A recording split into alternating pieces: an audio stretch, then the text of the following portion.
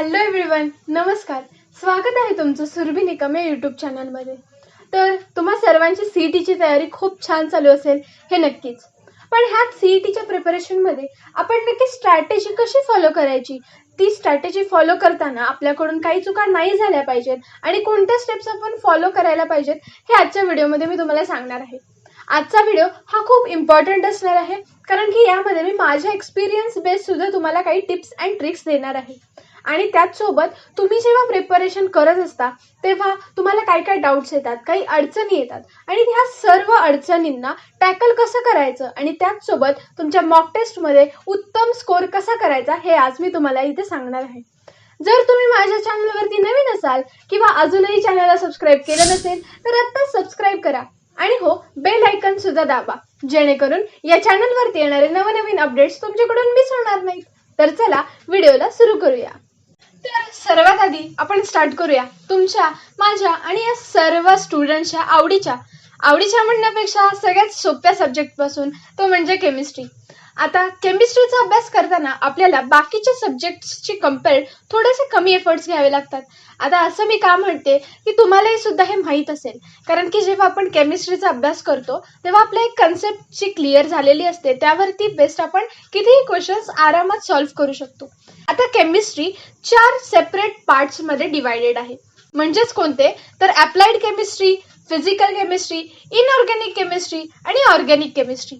सगळ्यात सोपं मला असं वाटतं की अप्लाइड केमिस्ट्री आहे. अप्लाइड केमिस्ट्रीमध्ये आपल्याला जस्ट पाठांतर करायचं असतं आणि मी हे स्वतः पाठांतर केलं आहे, ते जास्त वेळ न देता. तर अप्लाइड केमिस्ट्रीसाठी आपल्याला जास्त वेळ नाही द्यायचा आहे कम्पेअर टू बाकीचे पार्ट्स, कारण की अप्लाइड केमिस्ट्री ही मोस्ट थेरी बेस्ड आहे आणि आपल्याला फक्त बाय हार्ट लर्न करायचं आहे, जेणेकरून आपली जी कन्सेप्ट आहे ती सुद्धा क्लिअर होईल आणि आपल्याला जास्तीत जास्त क्वेश्चन सुद्धा सॉल्व्ह करता येतील. तर आता नेक्स्ट पार्ट म्हणजे फिजिकल केमिस्ट्री. फिजिकल केमिस्ट्री म्हणजे आपल्या टेक्स्टबुकच्या स्टार्टिंगचे चॅप्टर्स, ज्यामध्ये सगळ्यात इम्पॉर्टंट असतात ते म्हणजे फॉर्म्युलाज. तुमचे पार्ट असले की तुमचे क्वेश्चन्स एकदम पटापट सुटतात आणि तुम्हाला जास्त टेन्शन घ्यायची सुद्धा गरज नाहीये. तर यामधली ट्रिक एवढीच आहे की जे फॉर्म्युलाज तुम्हाला टेक्स्टबुकमध्ये दिलेले आहेत ते तुम्हाला पाठ करायचे आहेत आणि त्याचसोबत टेक्स्टबुकमध्ये जे सॉल्व्ड एक्झाम्पल्स दिलेले आहेत ते सुद्धा आपल्याला पाठ करायचे आहेत. आता जेव्हा आपण फिजिकल केमिस्ट्रीचे क्वेश्चन सॉल्व्ह करतो तेव्हा नॉट नेसेसरी की टेक्स्टबुक बेस्ड त्याच टाईपचे आपल्याला क्वेश्चन्स येतात. सीईटीमध्ये वेगवेगळ्या टाईपचे सुद्धा क्वेश्चन्स येतात आणि यासाठी सगळ्यात इम्पॉर्टंट आहे ते म्हणजे आपले PYQs. आता PYQs बद्दल मी तुम्हाला काही सांगणारच आहे, पण त्याच्या आधी आपण वळूया आपल्या ऑर्गॅनिक अँड इनऑर्गॅनिक केमिस्ट्रीकडे. आता ऑर्गॅनिक केमिस्ट्रीमध्ये मी माझा जो पर्सनल एक्सपिरियन्स आहे तो शेअर करते. आता आपल्यामधल्या बऱ्याच जणांना ऑर्गॅनिक केमिस्ट्री अवघड जातं. काही स्टुडंट्सला सोपं जात असेल, वेल अँड गुड. तुम्हाला फक्त रिव्हिजन करायची आहे आणि ते तुम्हाला विसरायचं नाहीये. तुम्हाला काही प्रॉब्लेम येणार नाहीये पेपर सॉल्व्ह करताना. आता जे माझ्यासारखे स्टुडंट्स आहेत ज्यांना ऑर्गॅनिक केमिस्ट्री हार्ड जायचं किंवा ते लक्षात ठेवायला खूप डिफिकल्टी व्हायची, अशा लोकांसाठी मी एक सजेस्ट करेन की तुम्ही जे चार्ट्स असतात, रिॲक्शनचे चार्ट्स असतात, हे स्वतःहून तयार करा. इवन तुम्हाला हे रेफरन्स बुक्समध्ये भेटतीलच, पण त्यापेक्षा जे तुम्ही स्वतः तयार करता ते तुम्हाला जास्त वेळ लक्षात राहतं. आणि हे चार्ट्स तुम्ही तयार करा आणि रोज एकदा किंवा दोनदा या सर्व रिॲक्शन्स रिवाइज करायच्यात आणि रोज लिहून काढायच्यात, जेणेकरून तुमचं ऑर्गॅनिक केमिस्ट्री सुद्धा पक्का होऊन जातं. आणि नेक्स्ट आहे ते म्हणजे इनऑर्गॅनिक केमिस्ट्री. आता इनऑर्गॅनिक केमिस्ट्री हे आपल्याला माहीतच आहे, यामधले जे प्रोसेसेस आहेत किंवा जे स्टेप्स आहेत हे आपल्याला लक्षात ठेवायचे आहेत. जे त्यामध्ये डेफिनेशन्स आहेत त्या सुद्धा कधी कधी एक्झाममध्ये वर्ड टू वर्ड विचारले जातात आणि त्याचसोबत पिरियडिक टेबलचे ट्रेंड्स आणि ह्या सगळ्या इतर गोष्टी सुद्धा आपल्या सर्वांच्या लक्षात हव्यात. त्यामुळे इनऑर्गॅनिक केमिस्ट्रीमध्ये सुद्धा आपण लर्न करायचं आहे आणि जास्तीत जास्त PYQ सॉल्व्ह करायचे आहेत. तर आता PYQs कडे आपण बोलूयात. हे सर्व जे आपण सॉल्व्ह करणार आहोत, जी आपली प्रॅक्टिस होणार आहे, यात सगळ्यात महत्त्वाचं आहे ते म्हणजे आपले PYQs. आता हेच PYQs कसे रेफर करायचे ह्याचा व्हिडिओ मी नक्की बनवेन, तो तुम्ही नक्की बघा आणि त्यासाठी माझ्या चॅनलला सबस्क्राईब करा, सो दॅट तुमच्याकडून कोणती अपडेट मिस होणार नाही. ओके, तर आता पुढचा सब्जेक्ट आहे तो म्हणजे मॅथ्स. आता मॅथ्स हे आपल्या खूप जणांना अवघड जातं हे मी मान्य करते, कारण की 10thच्या पेक्षा 12thची लेवल खूप हार्ड आहे आणि आपण बघायला गेलो तर थोडेफार ट्विस्टेड आणि कॉम्प्लिकेटेड क्वेश्चन्स विचारले जातात. आता हे क्वेश्चन्स नक्की टॅकल कसे करायचे हा प्रश्न तुम्हाला सुद्धा पडलाच असेल. आणि त्याचसोबत आता आपल्याला सर्वांनाच माहिती आहे की सीईटीची जी मॅथ्सची लेवल आहे ती थोडीफार इन्क्रीज झालेली आहे आणि ती जवळपास जेईच्या लेवलपर्यंत आलेली आहे. तर यासाठी तुम्हाला जे टेक्स्टबुकचे क्वेश्चन्स आहेत म्हणजे सॉल्व्ह एक्झाम्पल्स आणि इव्हन जे एक्सरसाइज आहे ती आधी तुम्हाला कंप्लीट करायची आहे. आणि हे सगळं झाल्यानंतर तुम्हाला रोजच्या रोज फॉर्म्युलाज पाठ करायचे आहेत. आता फॉर्म्युलाज काय इम्पॉर्टंट आहेत तर तुम्ही जेव्हा फॉर्म्युलाज बाय हार्ट लर्न करता तेव्हा तुम्ही जेव्हा जे सम सॉल्व्ह करत असता तेव्हा तुम्हाला ते लगेच क्लिक होतं आणि जे तुमचं सम आहे ते पटकन सॉल्व्ह होऊन जातं.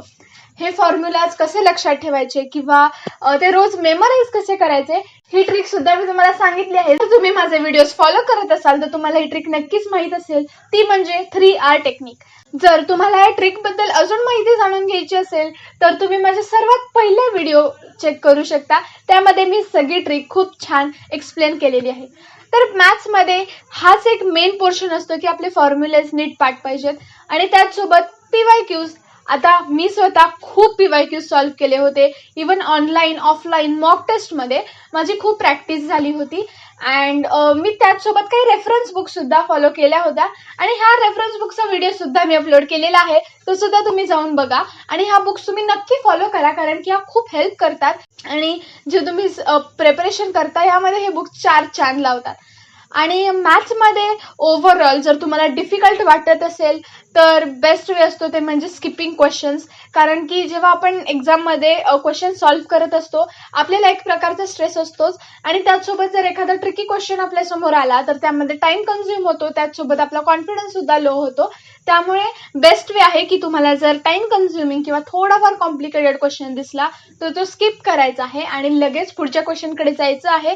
आणि जेव्हा तुमचे सगळे क्वेश्चन सॉल्व्ह करून होतील तेव्हा पुन्हा तुम्ही स्किप केलेल्या क्वेश्चन्सकडे एकदा लुकआउट करायचं आहे आणि पुन्हा ते क्वेश्चन सॉल्व्ह करायला प्रयत्न करायचा आहे. तर आता नेक्स्ट आपला सब्जेक्ट आहे तो म्हणजे अर्थातच फिजिक्स. आता फिजिक्स हा आपल्या सर्वांनाच माहित आहे की खूप टफ सब्जेक्ट आहे.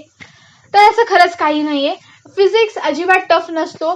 फक्त फरक इतका असतो की जे आपण अभ्यास करतो किंवा जे आपण सिम्पली एक लेवल असते आपली समजून घ्यायची फिजिक्स त्यापेक्षा थोडेसे हायर किंवा ट्विस्टेड लेवलनी आपल्याला क्वेश्चन्स विचारले जातात एक्झाममध्ये. आणि मी जसं आधी म्हटलं आपण खूप स्ट्रेसमध्ये असतो त्यामुळे आपल्याला ते क्वेश्चन्स टॅकल करायला थोडंफार डिफिकल्ट जातं. तर ह्यासाठी सुद्धा ट्रिक आहे ते म्हणजे तुम्ही जी कन्सेप्ट आहे त्या छोट्या छोट्या कन्सेप्ट घ्यायच्या आहेत त्या क्लिअर करायच्या आहेत आणि त्याच क्षणी त्या तुमच्या कन्सेप्ट क्लिअर झाल्या की लगेचच त्यावरचे बेस्ट PYQs तुम्हाला सॉल्व्ह करायचे आहेत. ह्याने काय होईल की तुम्हाला जास्त ओव्हरलोड सुद्धा होणार नाही की बाबा मी ही कन्सेप्ट सुद्धा केली आहे, ही कन्सेप्ट सुद्धा केली आहे आणि मग ते जास्त मिक्सअप होणार नाही. सो तुम्ही एकच कन्सेप्ट आधी क्लिअर करा आणि त्यानंतर जे काही आपले पुढचे PYQs आहेत ते क्लिअर करा सो दॅट तुमची एक कन्सेप्ट क्लिअर होते आणि मग ती क्लिअर करून आपण पुढच्या कन्सेप्टकडे जातो. सो आपल्याला कन्फ्युजन सुद्धा होत नाही की हा फॉर्म्युला इथे वापरायचा, ही कन्सेप्ट इथे वापरायची की तिथे वापरायचे आणि आपला जो क्वेश्चन आहे तो खूप स्मूथली आपण सॉल्व्ह करतो. त्याचसोबत फिजिक्स सॉल्व्ह करताना मी स्वतः ट्रिक वापरली होती ती म्हणजे अगेन स्किपिंग क्वेश्चन्स. आता CET सेल आपल्याला जो पेपर प्रोव्हाइड करते त्यामध्ये खूप सारे असे क्वेश्चन्स असतात जे ट्विस्टेड असतात किंवा काही वेळा खूप कमी वेळा ते चुकलेले असतात. तर चुकलेल्या क्वेश्चन्समध्ये जर आपण आपला टाइम घालवत गेलो आणि आपला जवळपास 10-15 मिनिटं त्या क्वेश्चनमध्ये गेली की एकतर आपला टाइम सुद्धा वेस्ट जातो आणि दुसरं म्हणजे आपल्याला खूप पॅनिक व्हायला होतं कारण की आपला टाइम गेलेला असतो आणि आपल्याला अजून फिजिक्सचे पुढचे क्वेश्चन्स अलॉंग विथ केमिस्ट्री सुद्धा सॉल्व्ह करायचं असतं. सो तेव्हा थोडाफार लोड येतो. सो स्किप करायचे क्वेश्चन्स. जेव्हा तुम्ही नंतर पूर्ण पेपर सॉल्व्ह केल्यावरती जे क्वेश्चन्स राहिलेले लुकआउट करता तेव्हा जर तुम्हाला वाटत असेल की हा मला येतोय हे मी पटकन त्या थेअरीवरून सॉल्व्ह करू शकतो किंवा शकते तर तुम्ही पटकन सॉल्व्ह करायचं आहे. पण हा तुम्हाला असं वाटलं की नाही मला हा क्वेश्चन नाही सुटत आहे, खूप टाइम कन्झ्युमिंग आहे, लेंदी आहे आणि कुठेतरी तुम्हाला गडबड वाटली तर तो तिथेच सोडून द्यायचा आहे. त्यामध्ये जास्त टाइम घालवायचा नाहीये कारण की ॲट लास्ट काही झालं तरी आपल्याला सगळ्यात महत्त्वाचं आहे ते म्हणजे टाइम मॅनेजमेंट. आणि CETच्या प्रिपरेशनमध्ये किंवा पेपरमध्ये ज्या स्टुडंटला टाइम मॅनेजमेंट जमते त्याने हाफ बॅटल जिंकलेलं असतं. त्यामुळे टाइम मॅनेजमेंट हे खूप खूप खूप महत्त्वाचं आहे. सो तुम्ही फिजिक्स इवन केमिस्ट्री मॅथ्समध्ये सुद्धा टाइम तुम्ही लक्षात ठेवायचंच आहे की आपण कशा प्रकारे क्वेश्चन सॉल्व्ह करतो आणि त्याला किती टाइम लागतोय. आणि ह्याचसाठी सगळ्यात इम्पॉर्टंट आहे ते म्हणजे मॉक टेस्ट. आता मॉक टेस्ट बद्दल मी सगळ्यात लास्टला सांगते, कारण की आपल्यामधले बरेच जण असतात जे मॉक टेस्ट द्यायला घाबरतात. मीही इनिशियली खूप घाबरायचे, कारण की बहुतेक स्टुडंट्सचं असं मानणं असतं की जर मॉक टेस्ट दिल्या आणि मार्क्स कमी आले तर थोडंफार डिमोटिवेटेड फील होतो, कॉन्फिडन्स लो होतो. तर हां, हे होणं साहजिक आहे. पण आपण हे सुद्धा लक्षात ठेवायचं आहे की स्टार्टिंगला असंच असतं, थोडंफार आपण डिमोटिवेटेड होतो, पण त्यामधून आपल्याला सोल्युशन काढायचं आहे आणि आपले जे मार्क्स आहेत, आपली जी लेवल आहे ती इन्क्रीज करायची आहे. आणि ह्यासाठी मॉक टेस्ट आपल्याला खरंच खूप उपयोगी पडतात, खूप हेल्प करतात. आपण जर का दिलेली मॉक टेस्ट नीट ॲनलाइज केली तर खरंच आपल्याला आपला जो स्कोर आहे तो इन्क्रीज करण्यासाठी खूप हेल्प होते.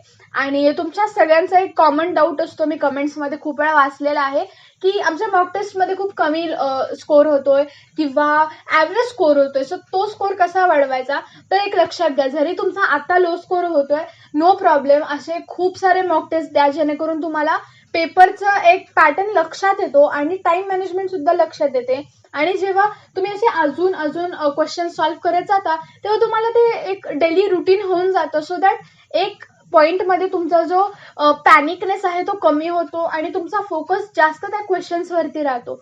सो तुम्ही एका रिलॅक्स माइंडने जर का मॉक टेस्ट दिली किंवा इव्हन पेपर सुद्धा सोडवला तर ऑब्व्हियसली तुमचा स्कोर हा खूप छान येणारच आहे. आणि जरी स्कोर लो आला तरी अजिबात टेन्शन घ्यायचं नाही, आपण त्यामध्ये इम्प्रूव्ह करायचं आहे. कारण की तुमच्या मॉक टेस्टचा स्कोर हा डिरेक्टली तुमच्या सीईटीचा स्कोर काही डिफाईन करत नाही. तुम्ही आत्ता जे करताय हे तुमचे प्रिपरेशन टाईम आहे, हा तुमच्या छोट्या छोट्या स्टेप्स आहेत ज्या तुम्हाला पार करायच्या आहेत आणि यामधून तुमच्या बेस्ट व्हर्जन घेऊन तुम्हाला सीईटीच्या एक्झामला जायचं आहे, सो दॅट तुमचा सीईटीचा रिझल्ट हा खूप छान येईल. आणि होप सो तुम्हाला ही स्ट्रॅटेजी आवडली असेल. असेच नवनवीन व्हिडिओ मी तुम्हा सर्वांसाठी घेऊन येणार आहे, सो स्टे ट्यून्ड. माझ्या चॅनलला सबस्क्राईब नक्की करा आणि हो, तुमच्या सगळ्या फ्रेंड्ससोबत शेअर करा आणि व्हिडिओ जर तुम्हाला आवडतच आहेत सो लाईक करा. धन्यवाद.